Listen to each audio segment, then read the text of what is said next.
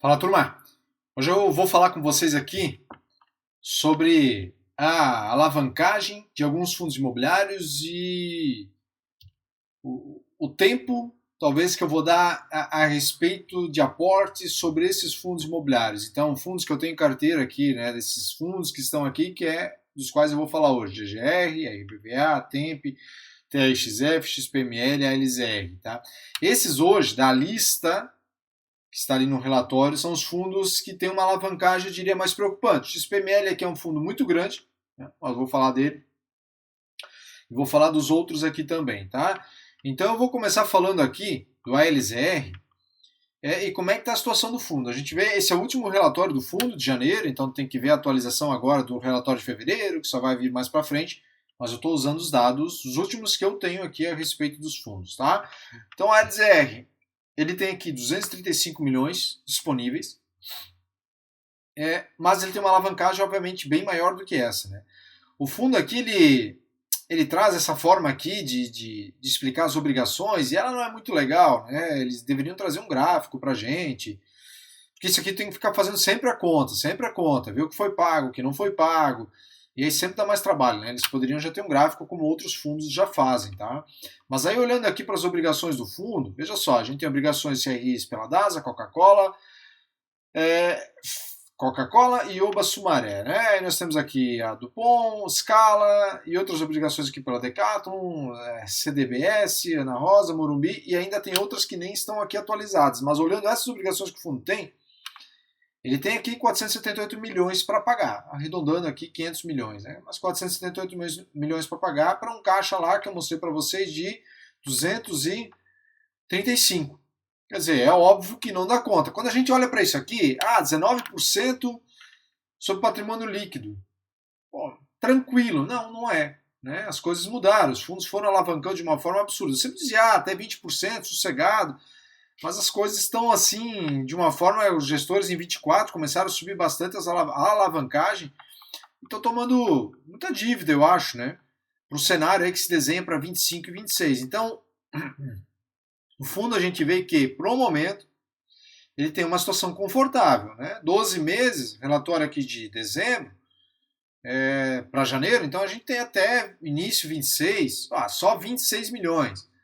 Quer dizer, é muito confortável. A gente vê que os juros para pagar aqui é de 24, só que isso aqui não interfere no caixa do fundo, né? Isso aqui sai dos aluguéis. Então, 26 milhões é tranquilo, é tranquilo. É muito provável que para 27, 28 seja tranquilo, considerando esse caixa aqui do fundo, de 235 milhões. O problema é que os fundos eles não param de comprar, né? Eles continuam aqui adquirindo imóveis, porque o momento é bom, o momento pede, então vamos continuar adquirindo imóveis. E isso acaba usando caixa, né? Vou falar do GGS11 aqui, que estava numa situação muito tranquila também. E, poxa, com as últimas compras que fizeram, ainda que fizeram compras trocando cotas com o próprio LZR, deu uma aliviada, mas subiu bastante lá o que tem para pagar também e encolheu bastante o caixa. Então, assim, pode ser que o LZR saia fazendo compras, continue fazendo compras e esse caixa diminui. Então, assim, o LZR, para mim, fundinho que está numa bandeira amarela que merece atenção, né? Por quê? Porque a gente está vendo que a situação econômica do país, isso vale para todos os outros que eu vou falar, está ruim no momento para emitir cotas, para conseguir captar, e pode ser que seja ruim para conseguir vender imóveis, a depender do imóvel que você tem. Se for imóveis com tickets menores, pode ser que consiga mais rápido, mas o LZR tem imóveis de tickets maiores. Então, é um ponto aqui que fique de atenção com a LZR, tá? Depois disso, nós temos aqui o TRXF, que inclusive eu atualizei lá no relatório, é isso que eu quero mostrar aqui para vocês também, tá? Deixa eu descer aqui, que eu utilizei esse gráfico aqui para escrever o último relatório e depois eu fiz a correção, tá? Lá no último relatório, que eu fiz a correção agora, que eu entreguei domingo para vocês, eu tomei como base aqui, ó, fluxo previsto de amortização do CRI e TRXF, porcentagem sobre o PL. Então, a amortização em relação ao PL, 2,23, esse ano vai amortizar. E aí eu considerei o caixa do fundo, né, que é um caixa bem considerável, de 300 e poucos milhões. Então, não, tá tranquilo. Não, não é. Tá? Quando a gente vem para o outro relatório aqui, deixa eu ver se eu deixei ele separado aqui também. Esse aqui, a gente vê aqui que isso aqui, o fluxo de pagamento do fundo, ele vem até outubro, né? A gestão põe em dezembro 25, mas aqui ele entra negativo, né? Deixa eu ver, aqui ó, novembro 25, dezembro, e aqui ele passa para menos 27 e menos 49. Menos, né? Tem um menos aqui na frente, né? Aqui também tem, só que depois ele vem recebendo, né? Aqui vendas de imóveis que ele fez, ele vai recebendo, então o caixa vai ficando positivo, aqui desconta menos, e aqui fecha 25 menos 49 milhões. Então o ALZR, ele também tem uma dívida bem considerável. Se a gente olha o somatório aqui é de 1,4 bi, arredondando, tá? E eles sempre colocam separado, né? Patrimônio do TRXF, então saldo aqui de securitização de 968 milhões, e aí nós temos aqui do TRXB11, de 437. Isso aqui tem que somar, porque quem paga isso aqui é o TRXF. Então nós temos uma dívida aqui de 1,4 bi. E aí se a gente olha para o caixa do fundo ali, que até o final do ano ele é negativo, torna, eu diria, o TRXF um fundo também com problemas de caixa, a depender aí do que ele tem para vender, né? Do que ele vai conseguir vender. Vai precisar vender imóveis. Então fica aí um ponto de atenção. O pessoal está muito preso ao dividendo que ele vem pagando, só que não dá para se prender ao dividendo sendo pago, tá? E, inclusive vai estabilizar, né? Parece que vai vir uma nova bolada, veio 2,30 início do ano, vai vir uma nova bolada agora na metade do ano. O gestor faz isso para tentar subir a cota, para quem sabe conseguir fazer uma emissão. Mas se a taxa de juros de repente for a 15 mesmo, como está, o Banco Central já vem falando, vai ser muito difícil aí para qualquer fundo fazer emissão. Nós temos o RBVA. A RBVA se encaixa naquilo que eu falei do ALZR, que tem um caixa muito bom hoje, para os próximos 12, 24 meses, mas a gente não sabe se esses gestores vão comprar mais imóveis ou não. O RBVA, com a compra lá da incorporação do RBED, ainda estava ok. Aí foram lá e compraram mais pernambucanas. Aí teve que fazer desembolso. Desembolsou, a situação do fundo também, de certa forma, complica. A gente vê aqui, ó, nas receitas de vendas, desde setembro o fundo não faz mais venda de imóveis. Deu uma travada. E olha, o RBVA eles têm tickets menores, salinhas menores que daria para vender e levantar. E até o momento o fundo não fez mais vendas, né? E a gente descer aqui para o patrimônio do fundo, a gente vê que eles têm o quê? 17,88, que é de renda fixa, está no caixa, e 57,55, que são valores a receber. Só que dentro disso aqui, o fundo ele também podia separar, né? Eles colocam aqui, ó, como aluguéis a receber 57,55. Não é, tá? Não é 100% de aluguel isso aqui.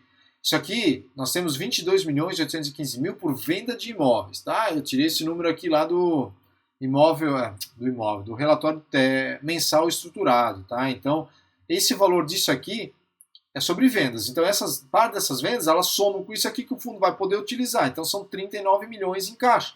Só que se a gente desce aqui, mais para baixo, na alavancagem do fundo, aqui a gente vê que já para 2025 o fundo precisa de 29 e para 26, 31. Quer dizer, aqui cobre aquele valor que está lá, cobre uma pequena parte ainda de 26.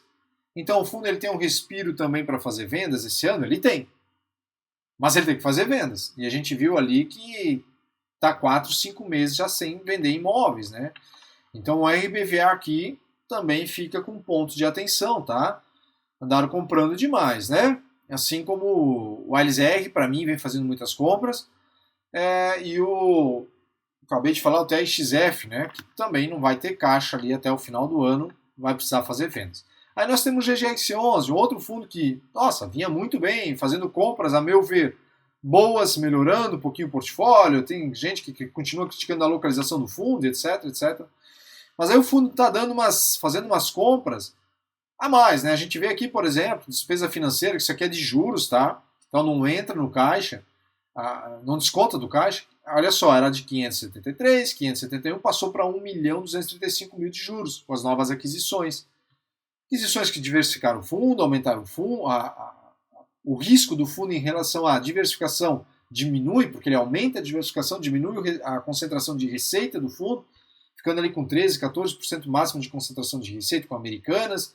A Ambev, só que a Ambev ela tem mais imóveis, né? Então não dá para dizer que é concentração em Ambev.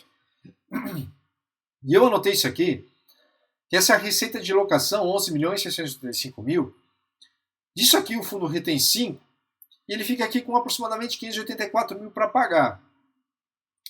Isso aqui é o que o fundo consegue pagar do principal, descontar todo mês. Eu não considerei nessa conta aqui a renda fixa, que vem diminuindo, porque o fundo vem desembolsando para ir pagando aquilo que ele assumiu. O caixa já era de 80, 90 milhões, diminuiu bastante. Até porque o fundo também está desenvolveu a primeira parte lá do imóvel para a empresa farmacêutica. Está desenvolvendo a segunda expansão, né? Eles renovaram esse contrato para mais 10 anos, está um positivo, mas precisa de dinheiro para desenvolver aquela parte dos imóveis, do imóvel, do galpão, assim como uma reforma que ele está fazendo lá para Covalã, não, para imóvel lá em Mato Grosso, esqueci o nome do imóvel agora, do inquilino, que também já renovaram para mais 10 anos. Então, assim, isso aqui eu não considerei na conta, assim como eu não considerei nessa conta aqui dos 5%, a receita de renda variável, porque isso aqui pode mudar. Então, eu quero saber, de fato, de receita do fundo, quanto ele consegue. Então, a gente tem aproximadamente aqui 580 mil. Então, assim, o quanto isso dá para pagar do principal, da dívida do fundo. A gente não tem um gráfico aqui. E a gestão prometeu agora, para o próximo relatório, começar a trazer um gráfico para ver quanto, aqueles 5% de receita o fundo retém, desses 500, 600 mil que ele retém, quanto disso dá para pagar no mês, no ano, no mês. E aí a gente consegue ter uma noção de quanto esse caixa aqui ele vai ser usado no mês ou não. Então vamos imaginar que o fundo precise, por mês, pagar em torno do principal ali uns 600 mil reais. 700 mil. Então ele praticamente não usa o caixa, né? Ele usa muito dos 5%, fica mais sossegado. Vamos ver se no próximo relatório vem essa informação. Porque a gente olha aqui, ó, disponibilidades mais aluguéis, mais FIs, 44 milhões, é muito pouco. Tá? Para quem tem um CRI de 234, com as últimas aquisições feitas e obrigações que ele tinha antigas, de 55. Antes das últimas aquisições, o fundo só tinha essas obrigações aqui. Então era muito tranquilo a situação. E aí eles andaram fazendo mais aquisições, mais compras. Então a gente precisa desses dados que eles disponibilizem em gráfico para a gente ter uma noção melhor, né? Fazer daí a conta com 5% retido, com aquilo que o fundo vai ter daí para pagar para desembolsar de fato do caixa, com as obras de desenvolvimento, quanto está custando aquelas obras. A gestão prometeu no próximo relatório a gente ter essas informações e eu vou atualizando vocês pelo relatório. Mas GGS 11 também fica então aqui um pontinho de atenção, tá? Aí nós temos aqui, deixa eu ver de quem que é aqui, do Temp, né? Aqui está o Temp. Então vamos lá, olha só. O Temp, né? Temp, vai. TEPP11, né? É outro fundo imobiliário que andou fazendo novas dívidas, tá? Para honrar ali seus compromissos, né? A gente vem aqui, deixa eu só ver. Não, eu acho que vai estar aqui. Deixa eu só ver, já vou explicar aqui, deixa aqui. Aí voltamos para cá. Esse é o relatório, o último relatório também do fundo, né? A gente vê aqui o seguinte, né? O fundo ele tem entre vendas a receber por imóveis 120 milhões. Por aquisição ele tem 71 milhões e por um CRIs a pagar ele tem aqui um total de 167 milhões. Quer dizer, falta dinheiro. E o detalhe é que o fundo fez uma nova dívida para honrar o que já estava devendo. Então veja só, sobre os 95 milhões que estão aqui, uma nova dívida de 62 milhões ela foi feita. Tá? Desses 62 é possível pagar antecipadamente 12,5 e os outros 49,5 desses 62 aqui, se o fundo quiser antecipar uma multa de pagamento. Foi feita uma dívida aqui de IPCA mais 8,17, uma dívida cara, né? Tudo bem, a gente olha os títulos que estão ali, de fato, não tem como conseguir taxa melhor. Mas será que não podia ter vendido o imóvel de repente, ao invés de dar umas pernadas, umas compradas a mais? Ou não ter comprado o imóvel na época que eles compraram, que é daqui, né? Foi aquisição do edifício GPA. Então, assim, aqui tem o fluxo, necessidade de caixa. Veja só que isso aqui é o relatório antigo, tá? É um documento extra que o fundo trouxe no ano passado. Então, assim, 36 milhões aqui. E a gente vem aqui, ó, que o fundo ele captou 62 milhões a IPCA mais 8,17, que é o que eu mostrei para vocês agora. Para o quê? Para conseguir pagar, para ter um caixinha a mais. Né? Eles deveriam aqui, não ia ter dinheiro, 36 milhões, pegaram 62, sobra um caixa a mais, para fazer, de repente, outras aquisições até. E assim o fundo ele subiu sua dívida, né? Não tem caixa. O fundo não tem caixa e vai precisar pagar também. Então ele tem ali para 26 uma situação até confortável. A partir dali começa também a ficar um ponto de atenção para o TEP 11, tá? E aí nós temos aqui O TRXF, por final. Não, TRXF eu já falei, né? Eu acabei falando de todos, se eu não me engano. Deixa eu ver aqui. Ah, o XPML. Perdão, desculpa, tá? Então nós temos o XPML, que não precisa nem ir muito longe. E o fundo ele já trouxe aqui o cronograma. De 49 milhões aqui. Vai faltar para 2025. Tá aqui. Né? Isso sobre a dívida que ele fez aqui, tá? Comprando os últimos imóveis, que são imóveis assim de qualidade absurda, melhoraram bastante, né? O portfólio do fundo, porque esses 49 é sobre essa dívida aqui, tá? Porque aqui embaixo, só um pouquinho, tá, turma? Deixa eu cancelar a ligação aqui, pronto. Porque aqui embaixo nós temos essa dívida aqui, que é a dívida antiga do fundo. Então, o XPML também vai precisar de grana. E ele vai precisar vender imóveis. Só que assim, diferente dos outros fundos, o XPML é um fundo aqui de quase 7 bi. Então a retenção dos 5%, ela obviamente não é suficiente aqui para pagar, né? Está aqui no relatório já muito óbvio, né? O fundo já deixou isso aqui, faltam 49 milhões. Então assim, precisa de grana também, né? Já para esse ano também. O XPML talvez é um pouco mais tranquilo, pode ser, porque eles têm 7 bi de patrimônio e muita opção de venda aqui dentro.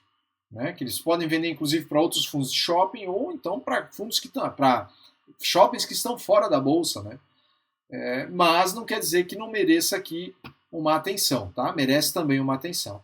Então assim, esses são os 5, 6 fundos imobiliários. Deixa eu ver aqui quantos fundos são que eu falei para vocês aqui.